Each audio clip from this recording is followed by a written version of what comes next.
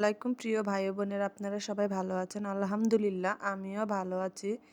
আজকে সকালবেলা নাস্তা বানিয়ে নিচ্ছি, রুটি। অনেকদিন পরে সকালের নাস্তার ভিডিও দিলাম। আজকে সকাল থেকে শুরু করছি, কারণ কালকে থেকে তো রোজা, আর সকালে নাস্তা বানানো হবে না। তারপরে আমি ফুলকপিও লাগাইছিলাম। আপনারা যারা আমার ভিডিওটা সবসময় দেখেন তারা জানেন, এই যে ব্রোকলিও লাগাইছি। ব্রোকলিগুলি মাসালা দিলে বড় হয়ে গেছে, এখান থেকে নিয়ে খাইতেছি ভাজি। আর কিছু মাছ কিনে আনছিল, মাছ নাই, তার জন্য কিছু মাছ নিয়ে আসছে। ভিডিও করতে মন নাই, তার জন্য কাটা রাইখা যায় মনে হয়েছে ভিডিও করে নিছি। আর পরে রান্না মাছ টাছ কেটে ধুয়ে সব প্যাকেট করে রাইখা রান্না বসাই দিছি।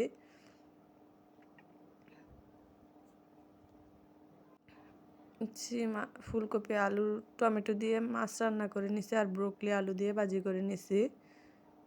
মাশাল্লাহ, দেখতে কিন্তু একদম সবুজ সবুজ হয়েছে।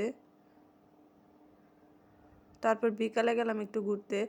আমার এখানে যে আমি সিম লাগাইছি, ওইখানে ঝাড়ের মধ্যে দেখছি একটা ঘুঘু পাখি বাসা করছে। কিন্তু তারপরে আবার এই যে দেখি বিকালে ডিমটা মনে হয় ইঁদুরে অথবা কিছু খেয়ে ফেলছে। 2টা ডিম ছিল।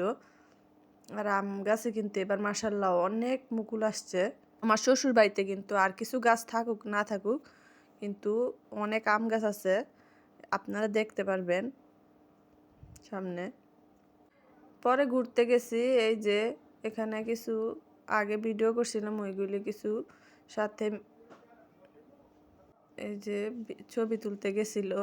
ফাল্গুনের ছবি ফাল্গুনের আগে তুলে ফেলছে, সুন্দর করে ছবি তুলতেছে। আর বাকি বাচ্চারা এভাবে সবাই ছবি তুলতেছে শাড়ি পরে।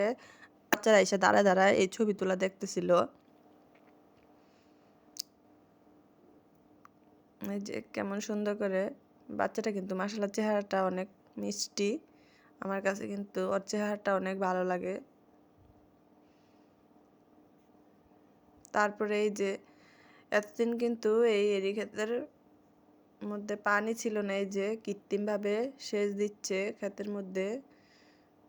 এই যে পানিগুলো কিন্তু ছাড়ে টাইম অনুযায়ী, সবসময় কিন্তু ছাড়া হয় না।